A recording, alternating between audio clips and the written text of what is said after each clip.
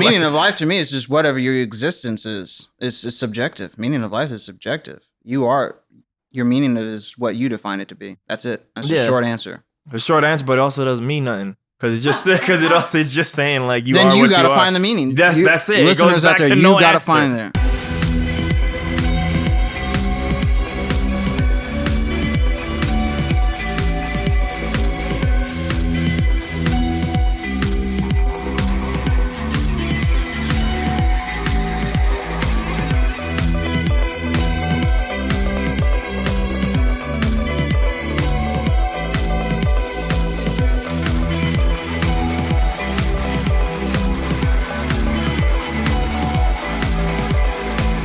Podcast and stuff. We just started.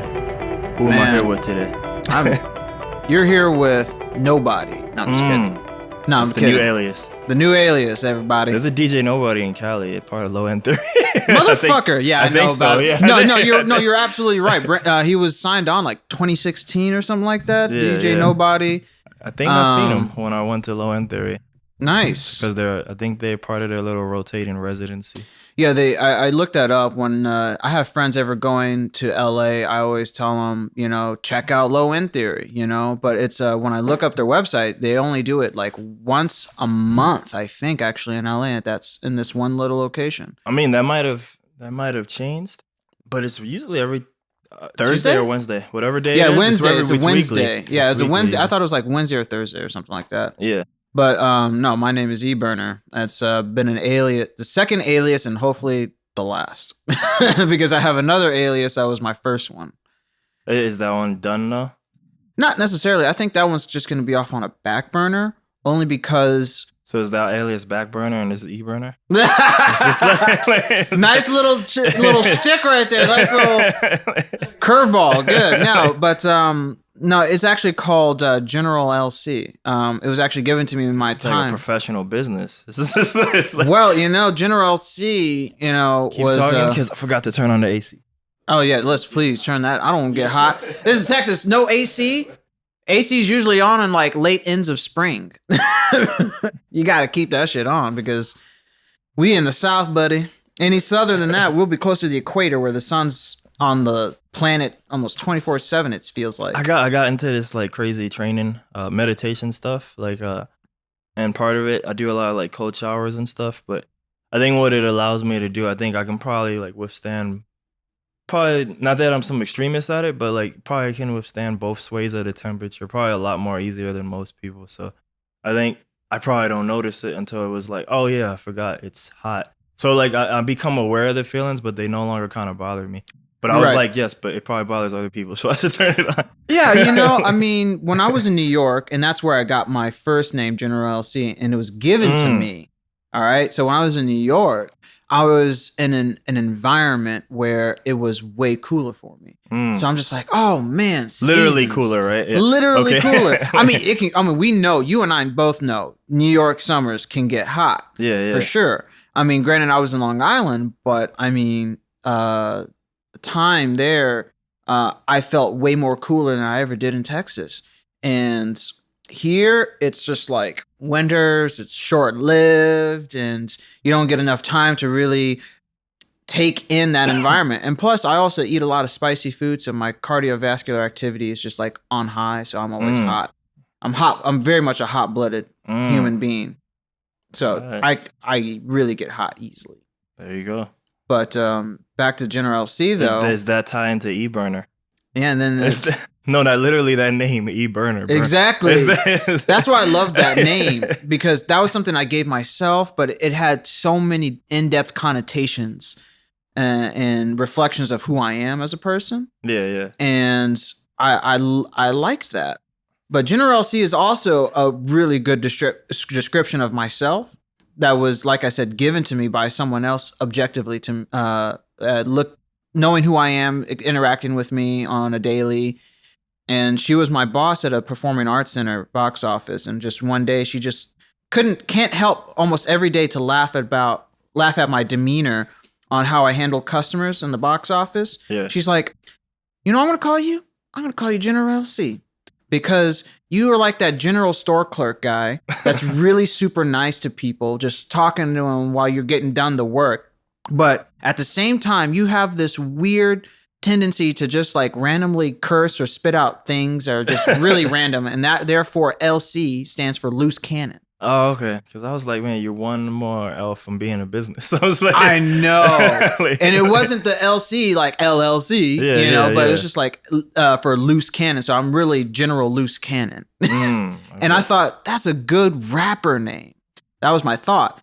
So, but that could be an easy switch to for a business name that I could do. Yeah. So people of the world, do not take that name. That is mine for a business. I was going to say that could be the label, but you already kind of have... Is a it label. Engage? Yeah. Yeah, Engage Recordings. Yeah. So that idea is, inspired from the fact that with like my music writing and my exploration of discovery of new music and even just discovery of older music, that it's a process where one engages themselves in an adventure. And it's also a connotation reference to Star Trek, especially the TNG ones, because let's face it, they got it right at that point. The first run of Star Trek, sorry Trekkie fans out there, the first one was just way too corny. Is this the Shatner one you're talking about? Shatner and even Nimoy. Relative to the time?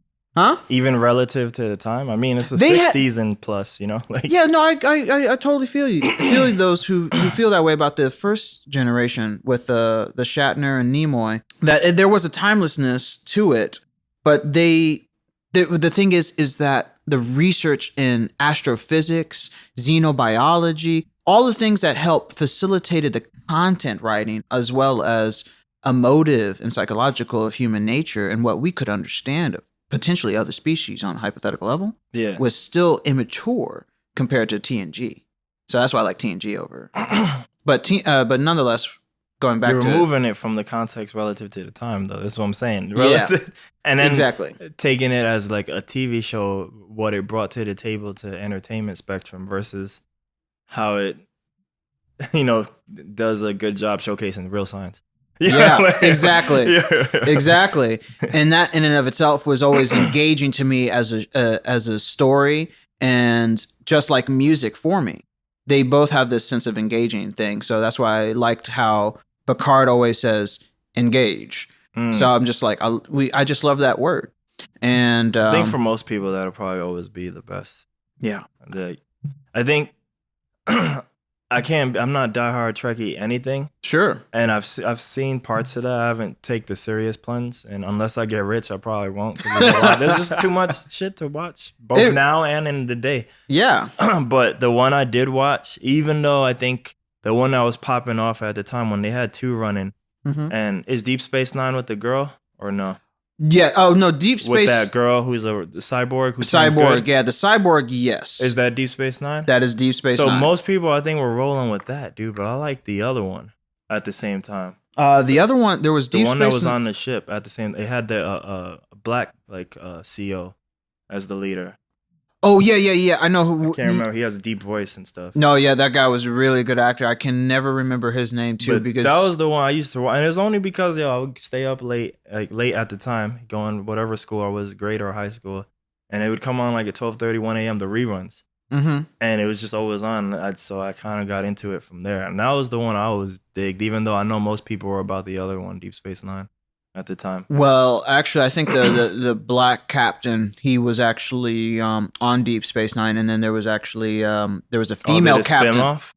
Yeah, there was more spin-offs. Okay. Yeah, there was another one where there was a female captain, and that wasn't Deep Space Nine. No, I think that is Deep Space. Yeah, the female captain. She's the leader. Well, of the that cyborg. One too. Okay, they're both like on the same crew, I believe. Oh, okay. I have no idea. There was too many spin-offs. Yeah. The female captain, I guess, she wasn't the cyborg, but there was a cyborg. And then I guess so, yeah, that was on Deep Space Nine. I always remembered that doctor who was like a British Middle Eastern guy. He came on an episode of TNG. Okay. That's the guy who I remember the most because he was more of the lead for Deep Space Nine. And he mentioned himself on TNG as a doctor at Deep Space Nine. My space show, the one I actually had a passion for, was Battlestar Galactica, the new one. Yeah, a lot of people, even my best friend, who I did a lot of electronic DJ work in the beginnings when I came back home from New York to Austin. Yeah. He loved Battlestar Galactica, but he also loved TNG as well, and Deep Space Nine, and the other spinoff from the other 90s Star Trek series. But he loved the modern Battlestar Galactica. I think it did a lot of stuff that show did. I feel like every show, like all these Netflix shows that come on now, like they kind of took from that. Yeah. Like, it was kind of ahead of its time. It really was. No, I definitely saw just a couple episodes and like, this is kind of cool. But I need to start this from the beginning, but I never did. And I kind of hate myself for doing that. I think there's 4 seasons, and I feel like the first 2, I would say, are like, close to godlike. And after that, it's more like they're just going, because that's what TV shows do. You just go. You just keep going. Yeah, I think they weren't expecting it to actually pick up. And that's kind of an issue when it comes to writing.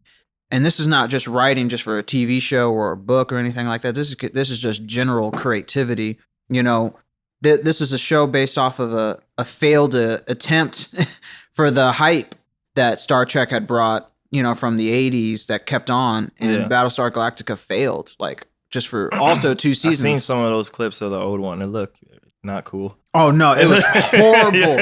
One of my best friends, he loves watching old retro TV shows, and he watches, and I come to his place, and I'm like, what up, dude? And he's just like watching Battlestar Galactica, and I'm just sitting there, I'm just like, my God, how can you watch this shit, dude? I can't even focus on it because these people are acting so bad. The liners are just awful. But I think people who like that stuff, they like that stuff. Everything you said is a plus, not a negative for them. For them, it's a plus. Well, it goes back to the old phrase, one person's trash is another person's gold. Yeah. Or treasure. Hey, gold PR is correct. Let's go. PR correction here.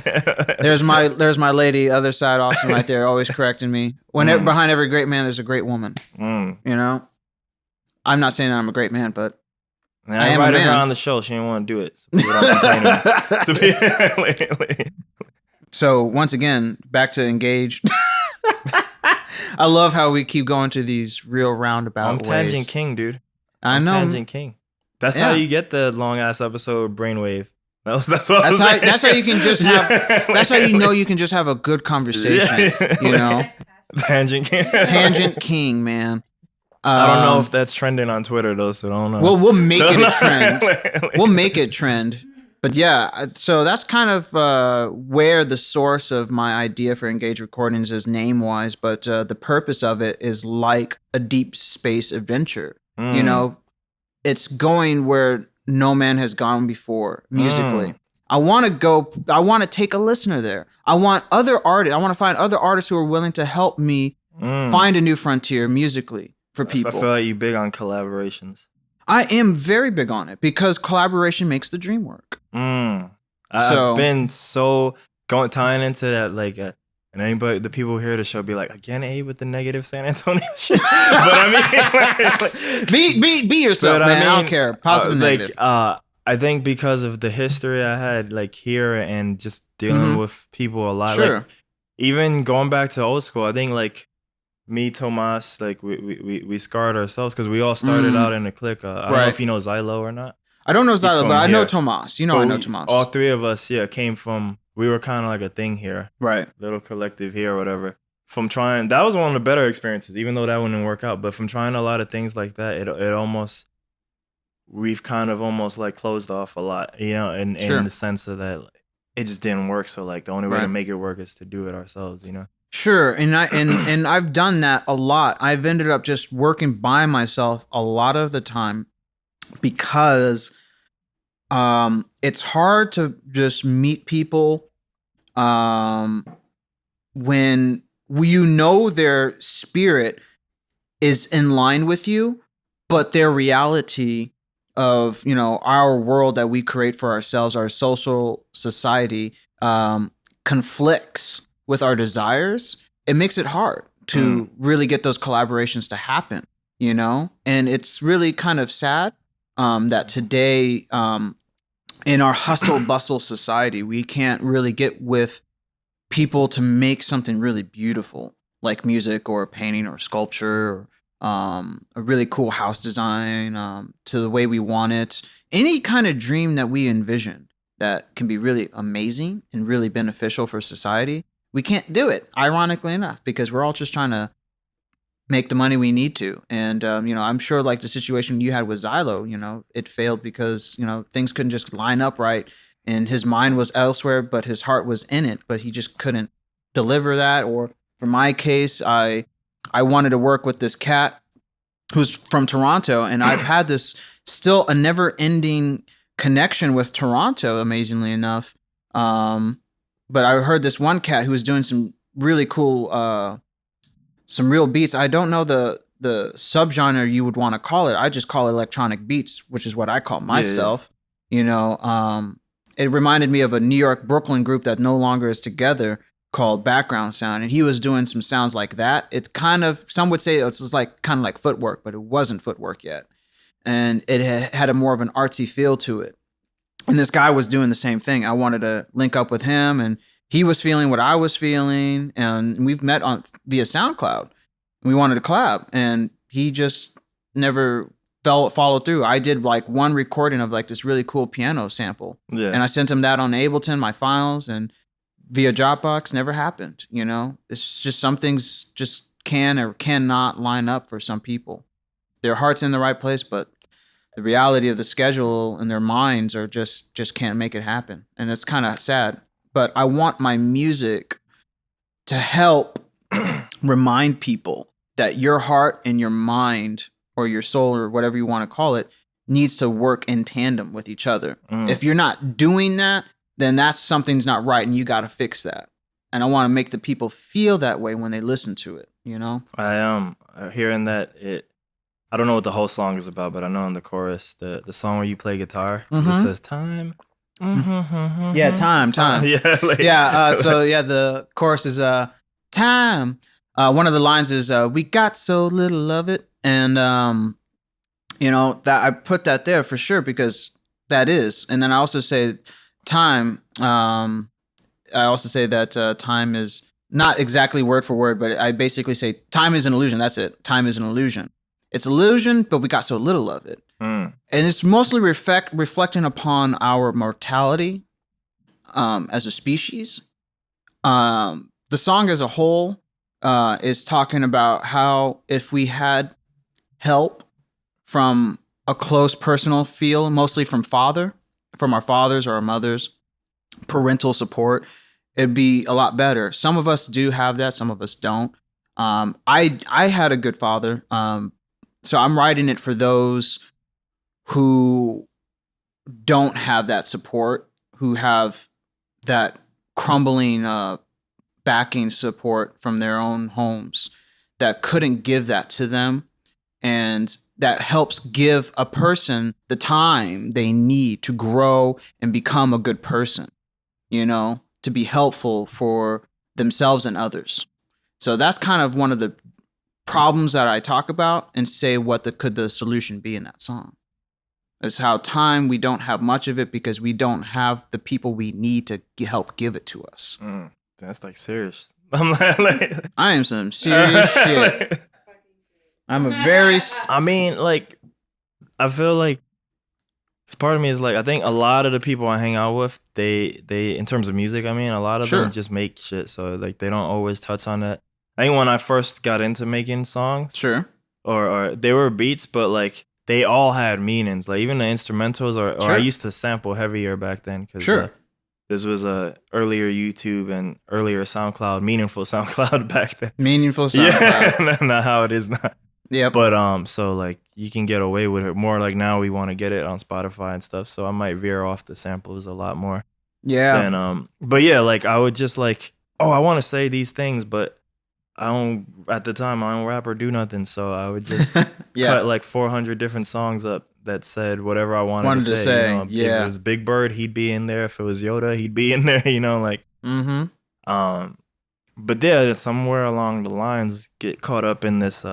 Gotta keep making shit, and it was for me like when I started playing live. Me and Tomas and Xylo and a lot of our first lives were beat battles here. Yeah, that's cool. Beat battles, man. But that got me into a habit I didn't like because now he started to make music for music just to make it, say, because you always had something new. Sure. And that was like one of the first times where music got like boring for me. And I was like, man, this sucks. Like, and a lot of the other guys still enjoyed it, but I just like, I can't, like, cause I can pump it up, but it's just like, but this shit feels whack now. Well, I know, I hear you. Because there's no meaning behind it now. I'm just doing it. But I feel like now in this world, especially the more electronic you get, it's almost like you kind of have to keep shit and stuff out. That's why I was like, oh, you doing an album, like, and you wrote that shit in June. I was like, my man's taking quote unquote time with it. like, and that's like rare for, I think, us, I think. Well, I mean, you know, I did beats just for fun. I sucked at it too. I'm not gonna lie. I was really fresh in the game. My freshness, the beginnings of what would be eBurner, was really 2011 when I was in England. Young burner. Man, you was in England? Why was you in England? I was in England because one, why the fuck not? I know. But You I know? mean, for me, I was just a punk. So that's why I didn't go. But I mean, like, that's why. Well, I mean, I was a punk too, but you know, the one place that put your ass straight is New York, the streets of New York, and you're from Bronx. Yeah. Oh, everybody with the fucking Brooklyn bullshit. It's Bronx. Yeah. I know, no. I know the difference. I met the first two people I met in Long Island were actually from Bronx. Actually. Yeah. So, and they were going to school out in Long Island. This was Adelphi, by the way. You know that place, right? No. Really? No. Okay. I was very bad at exploring New York, and I literally just stayed in my neighborhood. Much like you do now. South Bronx. Yeah. Well, yeah, no, now I just stay in my room. It's even horrific. But I mean, like, that's what Texas does to you. It's not even just it was more like it goes to the city stuff. But yeah, I mean, because I know. I used to mess with the city, it just didn't work out. So now I was like, all right, I'll just hang out here. Right. But I think growing up, I didn't do no music. I don't do music till I come here. Gotcha. But, so I don't start till my like younger 20s. Gotcha. But yeah, over there, I just wanted to hang out with my friends, like, right. And that was it. Like, I didn't understand the power that New York was until I got to Texas. Yeah, you and don't I know was like, fuck, I didn't know all that was there. Like, I could have been amazing. And now I'm not. Not even at music, just like life. Yeah, no, I know. It's funny how that works out, doesn't it? You know, because see, growing up here, I had Austin. But the thing was, I was very proactive in Austin. I mean, I grew up actually in the country. I grew up 969, aka MLK. It becomes just 969 when you cross 183. And I grew up out in the country of Bastrop County. And what's that? Is that Texas? Oh yeah. That's the real Texas. That's though, the right? real Texas. It's not these cities. Oh no. No, that's hill country, son. You got trailer parks. You got your, double wide trailers. I lived in a double wide trailer, actually. Okay. Yeah, I had 4-acre lot of land with a double wide trailer on that little slab of land, big old slab. And then I grew up with some nice country folks. I grew up with a Mexican mafia. Not even kidding. That's not a joke. Mexican mafia, the Tejerinas. Yeah, they were legit. But they were nice people, though. They didn't fuck with us. Mostly because my mom was black, and they were like, they don't want to touch that shit. Yeah. They don't know what that's gonna be like. And plus, they were just good people anyway. And then, I grew up with this other family called the Stewarts. Very country folk, but they're very sweet people. So I grew up in a country. And then I had another family. The one family next to me was they owned horses, and then they moved. And then another family, nice couple, never had kids. He was a stone cutter and laborer. So it was real Texans essentially. And then I had city life for education in school. I had a Episcopal preschool. I had 2 years of Catholic school. I'm really Episcopal, but it was close to my mom's job, she was a librarian. And my dad, he was just any kind of job to help, pay the bills, take care of the family kind of guy. He wanted to be an architect. And then my older brother, about almost 7 years, he didn't know what he wanted until like about maybe the end of middle school or going into high school. He wanted to be a photographer, and he does a lot of video and film work still to this day, much like what you kind of do a little bit. But for me, music, even in the country, all the way till now, it's been a constant for me. And I was about 5 years old. I remember waking up in the Austin Symphony Orchestra concert hall, waking up to a violin solo by, apparently my mom told me recently, it was Hilary Hahn, who was the solo performer for the ASO. I didn't know who it was at the time, but she was doing a solo performance, 1995, and it was amazing. It woke me up. And then, that shit just inspired me to just say, I need to do something like this. Classical music kind of started it for me, but I grew up in a house with all different kinds of music. My mom and dad had different kinds of vinyl from their parents, from their own collection. My mom used to work for um, John Kuntz, who owns Waterloo Records. He was just a manager at the time for another independent record store, and she would collect all these records while working under John Kuntz. And she's still good friends with him, but we haven't, we don't hang out with him all the time because he's Mr. Busybody with Waterloo. But she was always good friends with him, and she had her brother, younger brother, my uncle. He was a session drummer in the 70s for R&B, soul groups, big producers in the circuit, and he went off to do a lot of different things as well in music as a consultant, really.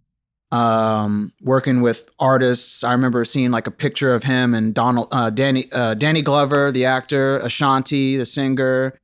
Yeah, and George Bush, because he used to work for UT, doing a lot of city work. He was Mr. Big Body. He was, as his older brother would say, the most unknown famous person you would ever meet. My uncle. So you had a lot of degrees around you. I had a lot of degrees. I had a lot of people who were very busy and in-depth connected in Austin. And our cousin, my mom and uncle's cousin, Mike Taylor, who had passed away a few years back, he was the first black rock radio DJ of Austin. He was the first black man to do rock and roll on the radio for Austin, Texas. Mike Taylor. And his name doesn't come up because he had a good short run career, but as soon as he got himself out there, he got an opportunity to work for A&M Records, and he gave my mom a lot of unofficially released records that would have been, they were like promotional records, vinyls, and you would have that official stamp, promo, not for sale. Yeah. So they were worth even more because they were just before everything was officially distributed. And he would give her cool A&M artist records, and he had his short run career at A&M Records until, of course, the era of that time got to the best of him, and also he connected her with Eric Johnson, the famous blues guitarist. Yeah, and she befriended the bassist the most. So music was always around us, essentially. It was always around us. My dad loved music, too. He always talks about seeing Jimi Hendrix, Allman Brothers live when they were just getting started and everything like that. He loved to go to see the shows. My mom always wanted to be a singer, so she always sang. But, contemporary music-wise, it was like listening to Marvin Gaye, Tears for Fears, Afro-Celt sound system, weird, famous things. Michael Jackson was another one for me in terms of pop, of course, for a lot of kids growing up. But Bone Thugs and Harmony, a lot of different influences. The Prodigy, the electronic group from UK, Crystal Method, Chemical Brothers. Those were like discoveries. And then drum and bass was my own discovery from coming off from all those electronic other artists. Yeah. So I had more artists. And then David Bowie and Prince, those were big influences for me. And then Gorillaz when they were coming out. So things were just coming in for me just constantly. Unknown and known artistry, Caliber, Saber, Alex Perez. These names were just coming into me and just like, this is incredible stuff. And it all influenced me. But classical was where it started. And then jazz. So is your first instrument to be in violin or not? It was. Yeah. 7 years old at Catholic school. Yeah, it was funny too. I still tell the story today as it was, It was just any normal day. Teacher hands out these little slips saying that they're offering music private lessons. And the slips say you can take a pick if you want. You don't have to do them. But you either have the choice of piano or violin. And I was just like, well, let's go through it, Evan. What's going to take? Piano, 2 lines of music and you have to coordinate with 2 hands. Violin, it's just 2 hands but 1 line of music. I think I'll take the lesser of evils and do violin. Turns out that was a little bit of a wrong assumption there, but both are easily difficult in their own way. But no regrets in starting with the violin first, for sure, because I wanted to do guitar as well. And so it was going from one string to the next. Yeah.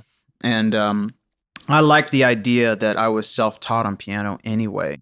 And I just gradually evolved myself from one instrument after another. Yeah, once you learn one, like then they're not instrument wise. Of course, everything's different, but music doesn't change.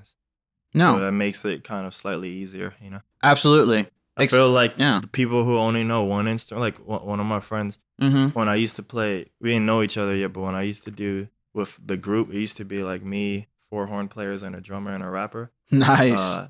So yeah, like so that was fun. But one of them had perfect pitch. Oh. And now he knows a lot of instruments. He's like very versatile. But yeah, he only knew trumpet for the longest time, and he would be like intimidated by bass. I'm like, fool, like. Let alone the fact that you got perfect pitch. So like, he knows like all this shit about music theory, jazz theory, blah blah blah. Yep. I'm like, this is gonna be super easy for you. All you gotta do is get used to using your hands. That's it. Like, because he doesn't have to think about the actual music part. It's just like, and now that he did one, then now he can obviously now he knows. But until he did that second instrument plunge, I think a lot of people were like, yo, that shit's really hard. And I was like, it is, but it's never going to be as hard as that first one because you're only learning one thing, not both things, not the instrument and music, you know? It's basically you're taking away that veil that's in front of you, that iron veil, just like it just blocks people from seeing their true potential, honestly. Yeah. People just have this invisible iron veil. They're just like, no, I can't do it. For me, I can tell with no fear, no insecurity, that I can't play woodwind or brass for shit because I tried. I love that shit. Yeah. You know, I'm like, I'm going to give this shit a shot because I have no fear in trying something except for something that I know that's not worth trying. And I tried to do like a reed. I tried doing the brass. They all said, your lips are perfect for it. You can do it. I'm like, motherfucker, I'm doing it. I'm blowing. There's no fucking sound. I can't do this. I'm sorry. I just can't. So I really genuinely just can't do brass and woodwinds. And but I did everything else that comes my way, and that's always fun. So yeah, you know, I'm just glad your friend was able to just get rid of that insecurity to just, you know, take that veil away and just give it a shot. You know, just let go and let the music come in and let it flow in. And my buddy back in New York in Queens, he's perfect pitch, and he had, like me, has no concern of just picking up an instrument and playing, you know, and he's hilarious. I love him. I miss him because, you know, he and I just clicked musically. We're both violinists. We both started with violin, but we both progressed ourselves to keys, and he's a really good organist. He plays like for his church all the time. He's a freaking amazing piano player. He does bass and guitar really good, and drums. He can do that too. And I'm like, you're a shorter actual black version of me, man. This is amazing. It's great. I love it. And his name is Jonathan, and I love him.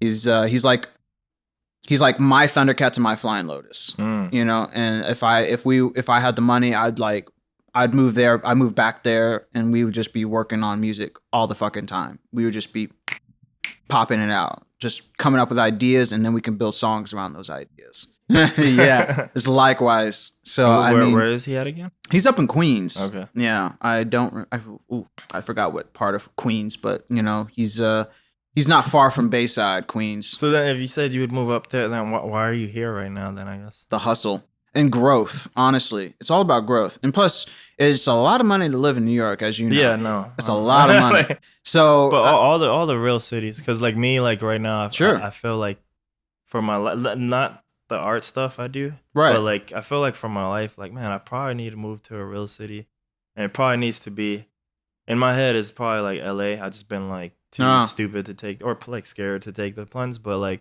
and I like Austin, but I don't think it can be Austin because since it's an hour away, like I've done it a lot, right? Like a lot. No, I hear you.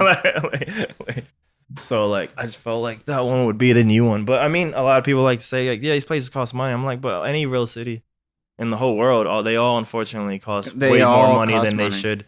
You know? Absolutely. But it's just about preparation, you know? Yeah. I was watching this wonderful thing called Off Camera. I think the guy was Sam, I don't know if it's Sam Cooke, which is too eerily similar to the R&B singer Sam yeah. Cooke So name. I was But like, he's on here. I was I like, know, right? No, but it's a guy named Sam. He does these interviews with actors and people in the film and industry. Um, are they black and white? yeah, they're black and Yeah, white. It's a yeah. Netflix I've series. seen it before. Yeah, Oh, it's on Netflix. Yep. Okay, I seen Or it at on least YouTube. it was. Oh, you saw it on YouTube? Yeah. Nice. Yeah, Robert Downey Jr. was the first one for him, and that was a really good one. And, Robert Downey Jr. says a very important thing that can be said for anything, because he, like me, is a generalist. And he says it's all about preparation, because people feel that they have a sense of uneasiness when they're about to do something important, like a live performance or a recording. It's just because they had lack of preparation for it, And just like moving to New York, it's just I'm not ready to go back to New York, and sadly to say, it's only on finances, but because spiritually, mentally, going back to what we were talking about earlier, my heart, it's already there, but my mind knows that it's not ready for that, because I need to take care of things elsewhere here before I can make the move back to New York. And though I've done pretty good to grow as an artist and getting my name out there, and knowing that I have a potential to play in many other places, it hasn't come to that reality just yet. And I'm hoping that before this year ends, I can play other places, if not just outside of Austin, then certainly out of Texas. If I can already make the drastic leap to do out of US, then I'm already doing exactly what I should be doing. And then I can know for sure that, yes, I'm ready to go back to New York then. Because my friend says, when you move to New York and you're doing what you love in New York, then you've made it. Because that's how tough it is of a city to live. And that's when I know I can make it as eBurner and someone who created Engage Recordings, and hopefully that can evolve along with me along the way, because it's all about the adventure. It's all about the journey. I feel like I've been looking. That's honestly one of the main things of this podcast is like towards the end, I do like these life questions and stuff. Yeah. And a part of me is like, man, I wonder when I was a different person when I started this, because this is probably episode, I don't know, but it's in the 50s, 60s. But, in that range, yeah. Yeah, but like, I think like in the last 2 years, like I haven't had like a real like full-time job. I've been like on and off combined with like savings. Right. But I've spent like a lot of time doing like meditation, yoga, and just thinking. Good. And I think I used to ask everybody these questions, even like in normal meetups, not just podcasts. Podcast was just an excuse for people not to look at me weird when I asked these questions. But I used to ask these questions, and I was probably looking for the answer through other people, and then you find out, hey, it's all within anyway. It is always is. Yeah. But now I'm like, man, I don't even know if I want to ask those. I'm gonna ask them anyway for you. But I feel like it's at a point where I'm like, maybe I need to change some of these, right? Like just for me, because I'm like, I need something else interesting now. Like for me, I mean. Well, then you got to ask yourself. I mean, what is it that you not just what you want out of these podcasts, but like, what do you want? I still like the podcast. I'm just saying the ending part. I don't know if I want that part anymore. Or I don't know if that part serves me as much as it once did. I guess is the thing. Yeah, definitely. That's the ending. Yeah, I mean, because let's face it, nothing really ends. Yeah. It doesn't. let's just be real. Nothing really ends. I wish I remember. Oh, the Battlestar Galactica says that ended. No, but it says this has happened before. It will happen again. Yeah. This is that's kind of how the show starts and ends. Exactly. So and it was like, yeah, it did. It was in the 74 or whatever the year it was. Whatever year it was, it was really. And they're talking about rebooting Battlestar again right now. So it's just like it will happen again. It will happen again. The cycle is just shortening instead of like a 30-year gap. But I mean, hey, it's either whatever the reason is, things come back in circle, and that's actually what I'm trying to commentate on this album that I'm working on. You know, it's not an easy process. This album's actually the idea of it. It's really old. The idea has been since middle school for me, you know? The She's album. like, she has her key points. He's like, how come you're not hitting them? How come you're not? Well, I'm like, making sure he's, you know. well, for me, I'm more of just like Robert Downey Jr. again, where I'm happy not to sell soap in these kinds of podcast things. I'm really just here to just talk about who I am so people can understand when they listen to my music, where I'm coming from. Because I don't know who I am. You know, I don't even know who they are. Yeah. But this is at least my way of self-expression. It's funny you say that. So yeah, I have this guy, he's probably closest I've had to a best friend. Probably his best friend, but I guess maybe being who I am is like best friend. We don't say that or something. Well, I always describe the closest thing I have to a best friend. I've known him since first grade. We're enemies twice because New York does that. Yeah. But I still talk. I talk to him. I've only seen him once, like one weekend since 2018, right? No, wait, this is 2018. Since 2003, when I left New York. Since 2003, I've only seen him once, like 2 years ago on a weekend. But like we just kept talking, like, because we've just always been like linked like that. That's good. To the point where his wife calls me Boquisha. Boquisha? Yeah. I know what she is. So she was like, yeah, she's like, is that your boyfriend again, dude? But we have like real life discussions and shit, and like we were talking about something that I don't even remember because I took a tangent so much. But like you were about to say something that I wanted to go into, and I don't remember it. Oh, it was probably pertaining to it's slipping. No one remembers. I know. PR, save us. What was he just saying?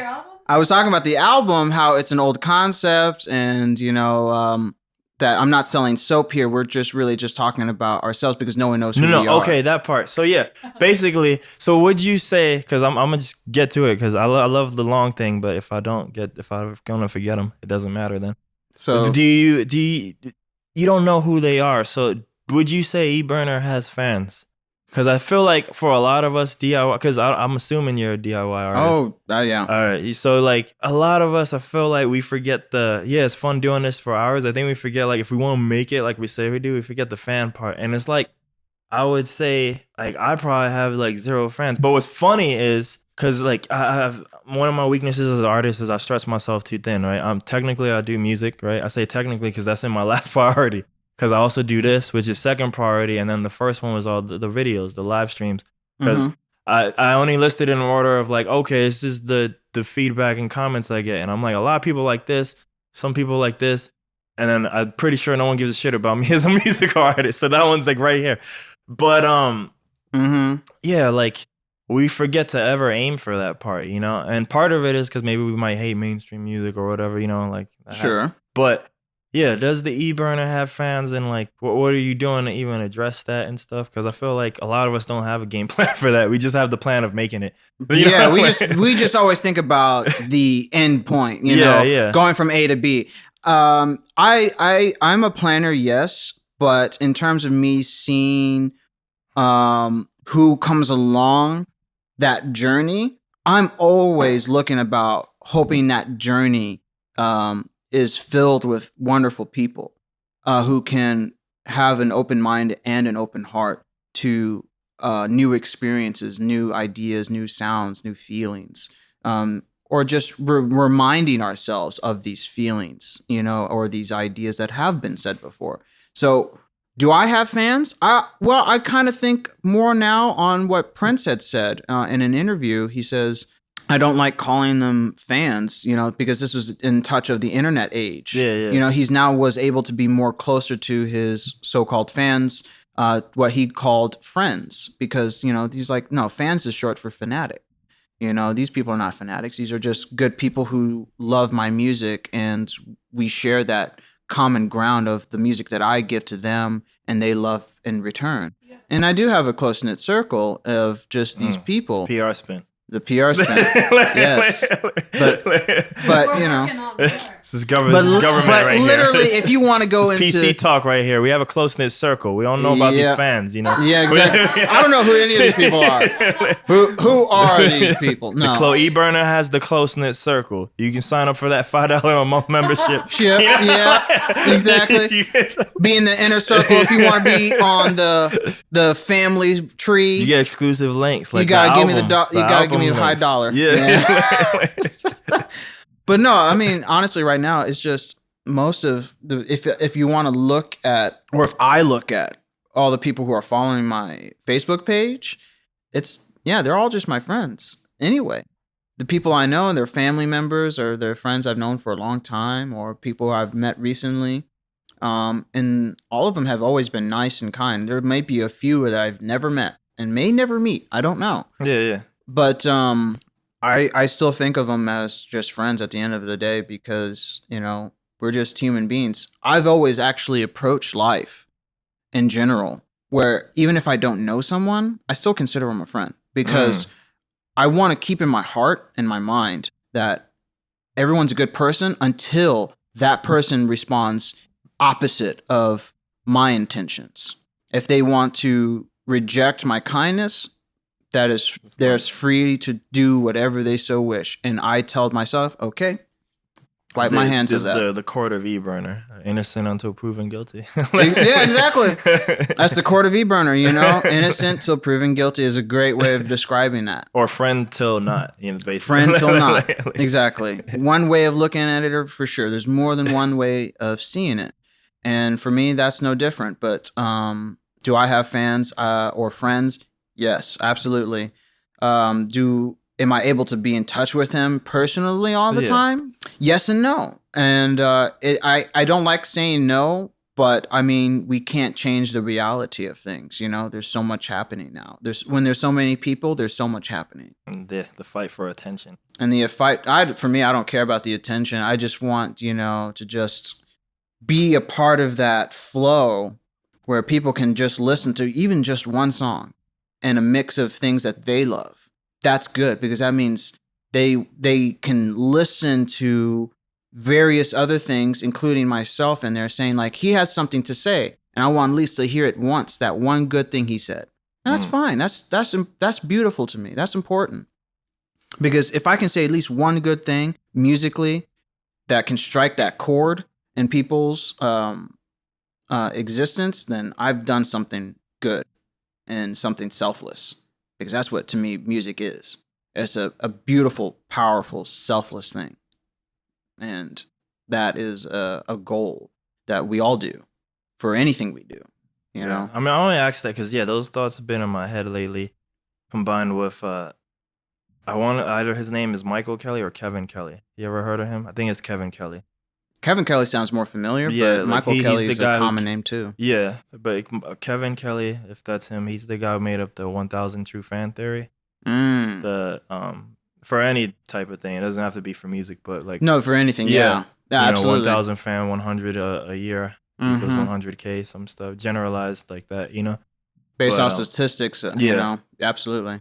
But and then now I'm hearing a lot of Seth Godin, and he comes from the same school of that. So I was just like, man, like a lot of us, I think, are not trying to get that A fan. Like, we're just trying to make it. So I don't know. I was just curious on the thoughts of that. Well, I mean, what you do is just who you are, and I'm already feeling from, the work you're doing. It's already exploding in a way where you can't even tell, because things have been from what I can from observations, just early initial looks and appearances, like, you're just kind of going with the flow of things, and that's really great because sometimes more things can happen, at least in a surprising way, for someone who goes with the flow, and they just kind of get caught up in it, and they just don't know until like they get to a point where it's just like, oh wait, everything's changed now. I don't even realize my whole environment around me, and I feel like I love going with the flow, but sometimes I'm like, man, like, maybe I'm doing it wrong, because this flow ain't going nowhere. Right. Well, see, then you just like, okay, let me just change direction from the flow. I've never been like a planner, but sometimes I'm like, yo, man, I look at same guy I mentioned before, my homie Phil. I'm like, all right, man, this guy is sheet guy, you know, like write lists. I'm just like, Planning maybe I and need to strategizing. try this as much as I hate it. Yeah, man. I mean, it's good to have some sort of framework. That's really what I call it. Yeah, You know, yeah. my strategic tactical planning mind, it's really actually just my dad's, trait that I got from him of just architecture. You're really just creating a framework. You're Mm, just laying down the base plan and you already know what's going to look like and how to do that. All you just need to do is just like, here's the groundwork. This is it. And I'll just work on one section at a time, mm. bit by bit, day by day. After that, that's when the flow starts happening. The flow is going in the motion of your framework and you're just building it and you're building it layer by layer. And that's it. And it's really crazy when you actually start visualizing what you've done after you've created that frame for yourself. And some people just don't know. Some people it's just instinctual. They don't even know it until they're done. And they're like, oh, it is. Happened, yeah. It happened. Aha. Let me ask these, because I want to try to get you out there to see the friends. But I did want to know, where did you, or when did you first start making music? When I first started creating and why do you do it? well, is it for that reason where you said, because that couldn't be the inception reason. You did say like you trying to provide that connection for people initially, right? But that can't be like song one, like, right? No. So what happened was, I think it's just it was just an innate thing for me when I started doing music, and I started learning how to play what's given to me. I was like, this is cool, but then I was sort of that creative mind where like there could or not so much just creative, maybe just divergent thinker, where I'm just thinking, well, you could do this. And that's when it kind of started that little seed that I had plucked for myself from doing music, where it's like, maybe this could be creativity. Mm. And then it really didn't happen until I was just learning songs after song while learning my instruments, like learning all these different songs. And then from those songs, I take the thing I like the most from each song and just kind of made it into a culmination of these different things. And then I had a violin teacher. He took composition at a very prestigious school out in Pennsylvania called Carnegie Mellon. He was a really cool guy. He pursued composition at Carnegie Mellon. I believe that was his first thing. Oh, no, wait. No. He went to UNT first, and then he did Carnegie Mellon graduate. That's right. I remember now. And but he did composition for graduate school, and he knew from looking at my behavior with the whole music thing that he's just like, Evan, you don't follow the rules. You need to write music, dude. He's just like, you're very bullheaded. You're like Brahms. You're like Beethoven. You need to just create music, dude. I'm just like, shit, you're right, man. You're absolutely right. So that's kind of where it was told to me outside of myself. I just did it, and I love doing that. And it started in middle school, I would say, because I started writing like 2 or 3 songs, and I had like a band with my best friend Riley and Rainin. We were in orchestra together. Riley is the son of John Burgess of the Eggmen, the popular Beatles cover band in Austin, successful cover band. And Riley's sister is also a cello member of Mother Falcon. So his house was musical. I feel like we should do a second podcast at some point, and it's gonna be just about degrees. I'm like, or we'll call that one name dropping, because you just episode. know, like, yeah, you know way too many people. I know a lot of people, but we're all hustling though. I can tell you now, I may know all these people, but we're all hustling and struggling and staying humble while we're doing it. I can tell you that one commonality that we all have is we're humble. And I love that. And that's why I've always catered and catered towards that and gravitated towards that. But going back to how songwriting came for me, Riley, he had the space to allow for myself and my friend, our friend Rainin, to create the music. Riley being the bassist, Rainin, who had drum kit, he brought it over to Riley's. We go to Riley's. I brought my new guitar, or I'd use Riley's dad's guitar. It was really nice of him because he had a really cool, badass John Lennon inspired Epiphone Casino, and he would let me use it. I'm like, this thing is awesome, man. And it was so fun. And I wrote my song on it using my brother's guitar pedals. And that's when I knew, like, yeah, I got to be doing some shit like this. You know, some real forward thinking, something new. And then having my violin teacher confirm that, you know, I need to be studying composition, which I did at Adelphi University. You know, the rest is history, and thus became the new seed from that fruit that was created in my initial growth, became the seed of eBurner.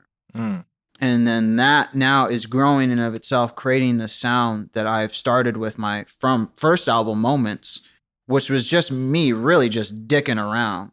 Moments, dog. Exactly. Exactly. It's just moments. It's just me just dicking around, having fun. They're just little vignettes. I loved the idea of IDM, you know, listening to Flying Lotus, you know. Is he IDM? Yeah. Yeah. If you actually look up Wikipedia, Cosmogrammar, which blew my mind away. Everyone was like, LA was a dope album, or 1983 for his beginnings. I'm just like, nah, son. Cosmogrammar solidified it for me. Here's my like controversial clip. Yo, I still don't like Flying Lotus. You still don't like him? I don't care about any album you pick, Bill. He might have a song here or there that I can rock, but overall, definitely. And I've seen that dude live too many times too. Yeah, because Tomas loves that dude. So no, I know he does. I used to always have to go. But, absolutely. Yeah, I still don't get that, and it's funny. That's why I asked IDM, because me being from like New York and coming from like the old school hip hop stuff. Sure, absolutely. I look at him and all the whole beat scene that came from that, and I usually call them, and I love describing them to normal hip hop people, because I'm like, well, these guys make beats, but they not hip hop beats. They're not. But essentially they are. They are, but they're just never gonna be categorized that way. But they're just hip hop beats, but they're not. You know, but they're and I'm like, that's it. That's usually how I do it. And I'm like, but no one raps on them for some reason. It's rare. Well, maybe you know, 5 guys per 2 albums. You know, like that's it. You know, like here's a Kendrick thing, and then the rest is not. You know, like that's it. Like, no, it's true. I mean, you're kind of touching on this thing that my friend Promise, who you were really digging. During Canada Promise.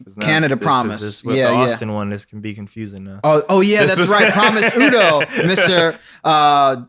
It's Black. Oh my God, I'm sorry, man. Black Da Vinci. I was gonna say Black Dynamite. Dynamite. Damn, that's like over here gonna be super racist right now. Man, it ain't racist if I'm black. It's black exploitation. I mean, come on. You know, Michael Jai White and his homies wanted to make a parody and an homage to that shit. For sure. And you got to, man. That shit was funny as fuck if you watch the original. Absolutely. I did a podcast once. It was one of the first ones where I started to turn this into, I'm gonna interview people. It's with a group called Rivers Wants. They're from here. Mm-hmm. They're pretty good. On that TV, not on this room, but I mean on their TV. Yeah. It was like, I'm like trying to be serious, and I'm like, is that Dynamite? I was like, because they just had it. She's like, yeah, man, I just needed that in the background while we do this. I'm like, all right. I was like, all right. Whatever floats your boat. Yeah. It's like, that's great, because that movie is hilarious. It was like really distracting because there was just things going on right now. I'm like, and you just want to watch it because it's so absurd. Oh my God. I actually met Mike Starr, who was like one of the bad guys, who was the white gangster dude trying to sell weapons in that movie. I met him. He was a real nice guy. That's a little fun fact. eBurner facts. eBurner facts. Yo. If I actually tried for the video of this, that would be like, it would just swipe like, this eBurner guy facts. Yeah. I'm like, that stuff takes way too much time for me really, right now, so I'm not doing it. I'm not doing it. Yeah, you don't have to do all that little fancy graphics, dude. Man. You do what you got to do. I'm amazed this even has video at this point. At this point, yes. Going back to the beats, you know, Promise from Toronto, you know, he was saying that Madlib, because Flying Lotus and all the beat scene kids of LA, West Coast, and even some of the East Coast, all love Jay Dilla, right? Everyone's like doing something, taking the page from the Dilla Bible now. Yeah. You know, even me, I'm not going to deny this. I'm like so on the opposite, yo. I love Pete Rock. Pete Rock, it's Pete Rock and Dilla for me. Those are the two sides of the same coin. I at least like, so I grew up with like with Pete Rock's like actual music, not even just beats. So like the actual songs that people are rapping on, right? Like, and then Jay Dilla, like I always knew of him. I didn't know he was a legend until he died, because then everybody glorified him. But like, Of course. I knew about him primarily because of Slum Village and stuff. Right. But yeah, I never got into that. Never really truly got into like hardcore, the Mad Lib and stuff. But I did hear, because I forced myself, because every year all I hear is from everybody when I'm on South by the Stone Throw Showcase. Yeah. And I end up at a lot of them again because Of course.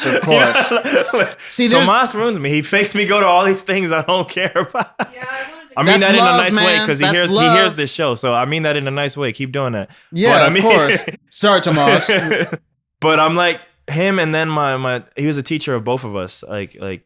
He's like, yo, did you see this documentary, the Stone Throw one, whatever it's called? Yeah, it's called my Vinyl is Heavier so Than I Yours. forced myself to watch that maybe this week. It might have just been this week. Or My Vinyl Weighs a Ton. That's it. And I was like, man, like Our first off, vinyls. like the little artists, sometimes I always hear, like, as I get older, it's hard for me to watch anything, because one of the artist stereotypes, I guess, is like you always have the idea of how you could do it. So I'm watching this doc and I was like, why the fuck they did this? Like, why did they do that? But then like Analyzing. it was funny because a lot of the old Stone Throw thing, even though I didn't know what a Stone Throw was till maybe Tomas puts me down, but I was like, oh, like I was either around or listening to some of this stuff when they were owning a hip hop label. Exactly. Because I was into underground music, and I knew who Madlib was from the day, like when he was doing the quintet stuff and all that. But I didn't know Madlib was on Stone's Throw. I didn't know any of those people were on Stone's Throw. I was like, who knew? It's like small world. Like because back then, like vinyl mattered. So like vinyl was like the 12 inches back in the early 2000s were like important to like underground hip hop. Like, and then once that kind of died, then like things changed. But like sound bombing and all that, you know what I mean? Yep. The Raucous label and all that, all on vinyl and stuff. That was like all important back then. For me, I didn't get into vinyl till too late in my high school, but it started to grow exponentially from that point because my parents had the record collection, but we had a broken record record player, and a sound system that was finicky but still 70s true to the record playing experience, and it was amazing. And when we finally got it fixed by, unfortunately, a business now officially out of business, Mr. Wizards. They fixed that shit up great, and it was amazing to listen to all their records, and I started buying vinyl, but I had discovered Mad Villainy, that Mad Villain album, that kind of I know that was Stone's Throw, and I was hearing that when it was new. Exactly. I heard it right when it came out, too. I've never been that label guy. Like, yo, like, for I never was, but I knew of people labels. Like, would be like, the only reason I know what a Warp Records is because, again, Tomas and that same teacher, because they would bring, yo, you heard this? I'm like, what the hell's a Warp? Like, I never followed labels like that. Like, I mean, I eventually... Bad Boy Records, that's it. Because it was like Puffy, and he makes you know about, like, certain hip-hop moguls. Death Row, you know, certain hip-hop moguls made you. Like, they made Master you. P. You know, but labels like that don't have records. that, but labels that don't have that mogul, like I would probably not know of you, you know, like of the label then. Yeah, they like to put their dick in front of you, like this microphone right now. Because they were branding, but they were branding, so it made it was like foreshadowing of what ended up happening with everything, you know. Yeah, absolutely, and you know, for me, even so, I still didn't care about, you know, the record label thing until I started buying records of my own and looking into these things and seeing like, oh, wow, they did all this. I mean, I knew of Interscope and I was just like, wow, Interscope is around for a lot of things when I was young. I'm like, I'm seeing your label for everything. Primus, what was the other ones? You know, eventually for all the Dr. Dre work. Aftermath and that stuff. Backstreet, and then Priority Records, Tommy Boy Records, all that shit. You know, Blackstreet. You're surprised like how all these guys had like labels on them, and you're just like, wow, I never realized that. And then I started following record labels, especially when I got into deep electronic stuff, and that's when it started to become more apparent for me. It can be a little bit more meaningful there, yeah. Yeah, because you have it comes like a mafioso kind of thing. Like, you've got a family, we got our ways, we got our laws, you know, and it's just business. Even right now, I think like Austin Kingdom just announced Dirty Bird, you know, like barbecue or something. So it'll be like people playing from the Kingdom venue. I don't know if it's gonna be at Kingdom, but like Andrew Parsons, like the Real Music, he's the one who books Real Music events. I think because it might be a bigger thing. It might not be at Kingdom, but I always associate Kingdom and him like this. They're kind of synonymous.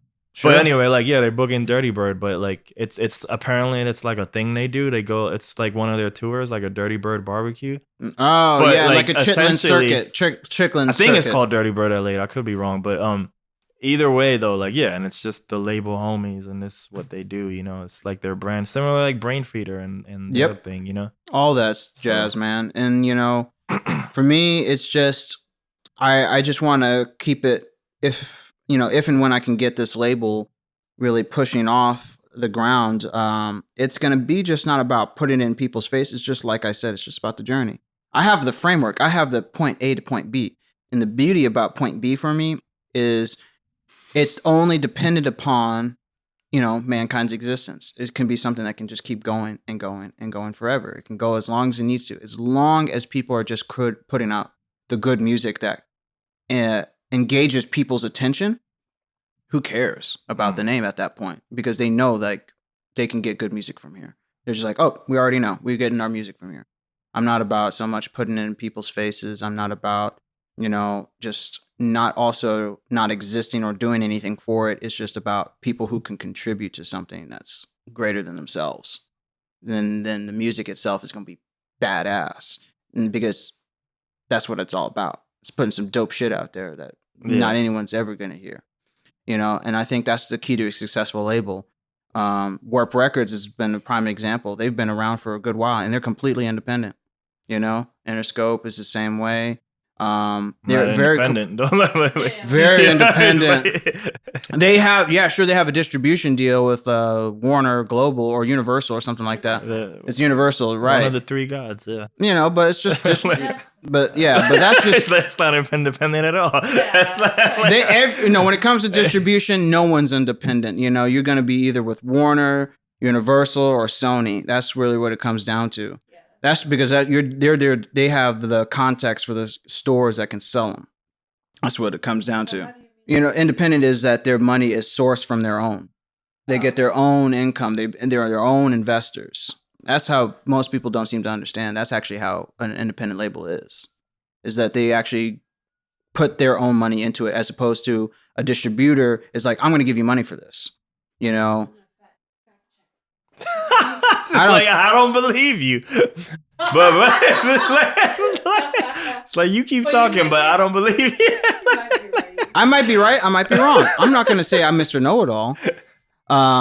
But ultimately, independent is someone who they start from on their own completely independently, and everything they do is controlled independently. There's no outside control. And it's run 100% by the founders and the owners. And that's it. Okay. Stand by. But while she looks this up, while she Googles this, but yeah, I mean, when it comes back, oh wow, we haven't even talked about the Mad Lib thing still. We keep tangent, or hashtag Tangent Kingo. Yeah, man. Oh, we can finish this last point here. Okay. So, Promise of Toronto, he said, he's like, I never get into Mad Lib because, it's not something that could be exactly wrapped into, and in a way, he's right, because it's all this psychedelic or a lot of too much active sounds going on. Yeah. And it can be distracting. And that's where Flying Lotus also goes off. He wants all these rappers to rap over these really cool beats, but the beats, he forgets that he doesn't create the space for that voice to be in there. And when I was doing music, when I was making moments, I wanted a rapper a couple of times, but, all my friends, any rappers I knew couldn't have the room. They were trying to find that open space for them to have their voice cut through it. And that's when I learned musically, like, oh, I see. Let me go back to my boy, Pete Rock, who makes like the best kind of beats for just straight rapping. And I'm just like, yeah, he created that space where a rapper can rap. But Flying Lotus or Mad Lib, they don't create that space because they get lost in the music. They're creating something constantly in their heads, and they're trying to get everything out on that one song or multiple songs. And that's why some people can or cannot get into them, and it's not exactly it is hip hop, but it isn't hip hop. It's this whole other thing. And that's where I say, that's where this becomes this electronic beats. Electronic music is just pure instrumentals with some samples of some voices or chop stuff. That's good for that purpose. And it's mostly just really meant for dancing. Electronic beats has this tempo. It's just where it's a little bit slower sometimes and it's just more chilled, or, real working, vibing, and just getting stuff done kind of thing. It's not like an opportunity for a rapper to do their thing, an MC to spit. Yeah, I think that's the point he was trying to say, about Madlib, was like he can't get into it, because it's not exactly a rap. It's not beats for rappers. It's just beats for listening or even just grooving. And it's also, he didn't feel like it could get catchy in his head. But for me, it was catchy just fine. For me, just the person that I am, it was catchy because when I was in high school, I was at Waterloo Records one day. One of the store clerks put on Mad Villainy, and it just resonated immediately because Madlib was using samples of shit he and I would watch. He was a nerd just like you or me are. Yeah. Any of us are, for this beat scene that's evolving. We're all nerds who love cartoons, old-timey stuff and shit, and just kind of understand stuff. And he puts that all into his music, and you're just like, okay, I get that. I get it. I like that. It's kind of clever. He did it very musical, and that's neat like that. I'm going to correct you now. So what you find out to help close the conversation? Yes, it distributes independently, like from itself. However, it is still its parent company, of course, is Universal Music Group. So if it's a part of another, company, if it's a parent, it's not independent. Not anymore at that point. Yeah, but it's been that way for a while. It's independently run. I think now things have changed where, in order for part of those, it's helped the funding. Yeah, part of the bigger funding is what you need. Is the part that you have to pay attention. Follow the money, as the old saying goes. You mentioned the space thing. I had that same problem when I started with my rapper initially, and that I was doing my thing and he hopped on. And I love that thing that you put up recently for the Tiny Desk audition.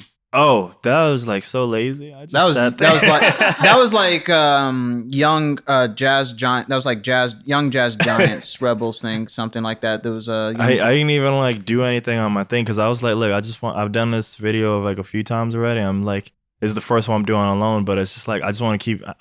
Why not? Why not do a video? I have all the gear. Yep. So I was just like, I just call the sax player. He's one of the sax players that used to play in the bigger group. Yeah.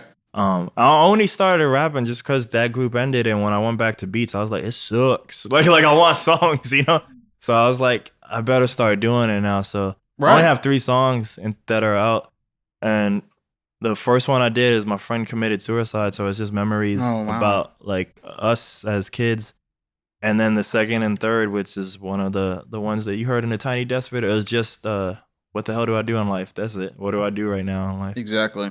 Yeah. But when I first started, making, this is not what made me make music, but a lot of my producer influences were all UK. A lot of the original dubstep stuff. Yep. And the grime scene. So oh man, the UK grime. Those people rap on anything. So I kind of had that vision, right? Yeah. But American rappers aren't like that. So they don't have that mind. They don't have that mind mentality like the UK ones do. Yeah. So he he does it, but as it went from this ain't gonna just be one show. We like each other. It's gonna be more. But he would always want. I could tell. He would hey, can you play these beats? I was like, all right, you kind of want this old school shit. And then it became more all right, we're just probably only gonna play hip hop stuff. And to space it out like that, because I just noticed I would give him stuff and he just wouldn't know what to do with it sometimes, Right. Versus me, I'm just rap, I'm just no matter how ridiculous it might be for rapping. That's right, man. So, all right, no life questions today because you guys gotta do stuff. But what is no, those life questions are long. You won't see your friends. I know. Because based on the way he answers stuff, because I've had people who've done it in 15 minutes, but that's because they just short-winded. But I mean, but he's not. He's not. If I ask one, you might miss your friends. Based on because you took it. He started talking about some of these concepts already on his own around 10 minutes in. You know what I mean? And we just talking about Star Trek and shit. He's always talking about the meaning of life with that. You know what I mean? So it's just I can't actually ask the meaning of life and then not expect some crazier shit to happen. The meaning, actually, the answer to the question. That's not for even me, one of my questions, but I know yeah, it's that's not. what I mean. The meaning But of meaning life. of life to me is just whatever your existence is. It's subjective. Meaning of life is subjective. Your meaning is what you define it to be. That's it. That's the short answer. The short answer, but it also doesn't mean nothing because it's just saying like you then are you what gotta you find are. the meaning. That's it. It Listeners goes back out there, to you no gotta answer. find there. There's no answer to that question, so don't bother asking. Find your own meaning. Find your own way. Till next one. But yeah, plugs and last words. Where they find your stuff at. I gotta start asking that. What's a good way, PR lady? What's a good way to ask plugs? Because I've said plugs sometimes, and then they're like, some people are like, what plugs? Like they're literally looking for a plug. I've had You're a very literal person. Let me ask you something. Do no, you I've had exist with problems metaphors or with literal? like plugs. I had to explain it. Like, no, show where can people get whatever it is you do. So the question, just ask the question. So where can we find you? Okay, just do that. Yeah. Okay, Where can we find you? good job. So simple, but just I don't Nah, think stick of to it. your New York question way of asking. Plugs. Let me ask you. How can people plug you in, man? I thank you that you said that. Someone literally thought like, I'm not gonna tell you like where I get my stuff, like a drug plug, Someone literally, I'm not gonna tell you. That's some real like under some shady. Because he was like, really? Like, you want to know that now? Like, and I'm like, no, fool. So where can we find your music at? Yeah.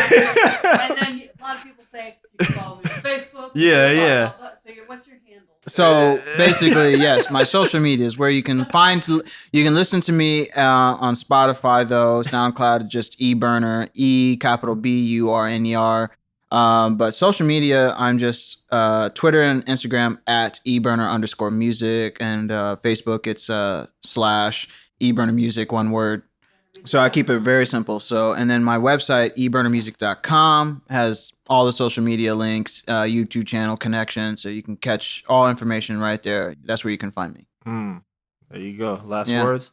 Boosh is the shit. There you go. Bake Good that man. Chicken, Abe. smoke that turkey, Boosh. That's right. That's it. Where was the beginnings of Boosh? This is your concept? Yeah, but unfortunately the Mighty Boost happened and now everybody thinks I'm a fan. Oh, the English TV show Mighty Boosh, but no, it's something else. Yeah. I mean, what is that? Let me I want to know this. I need to know this before we go. I won't tell like the long version, but essentially it comes from woof, which is just as stupid, WOOF. Uh-huh. And we was in church, like good Catholic folk, right? Sure. We were She's all Catholic, yeah. and we were all forced to be altar boys, so I was forced to be an altar server. there you go. I wasn't for shit. I was Episcopal. Go on. But Boosh. like, I mean, we're talking about, and it's funny because it's in my room right now in the background, like Street Fighter tournaments right now. But that's a big part of my life, similar to like Tommy Rollin. Yeah. Yeah, like but talking about Dalzim and the fire and the woof woof, like that it would make, and we're just doing stupid young jokes with that. But so that was the first word, and I don't remember the whole timeline, but somehow it morphed into Boosh, and then I just kept saying it, like Boosh. And no, like what's funny too, I almost never say it verbally, like because as the internet was coming, I would say it all the time textually. So ALL chat, IM, Instant Messenger, Yeah, man. updating with the times, right? Whatever, Facebook now, or like instead of saying sup, I say Boosh text you, or Boosh on here. Or Boosh, that's a good thing. Like, it can mean anything, right? But I almost never say it in person. But I'm almost like, I probably should embrace that more. Because, like, especially when I show up to Street Fighter events where people know me, like, people just call me Boosh. Yep. Like, but I never made that my handle there or nothing. Like, the world kind of just took it. So, like, I just said it so much textually, not even in, like real life. It was originally just an onomatopoeia. Yeah, there you go. There you go. Like, Boosh. Comic thing, but there you go. Origin of Boosh. There you go. This would be a split Instagram thing or something. I fucking loved it. I was there just you like, go. That's nice. I like it. The end. The end, yo. eBurner, Boosh. Boosh. eBurner. Follow me.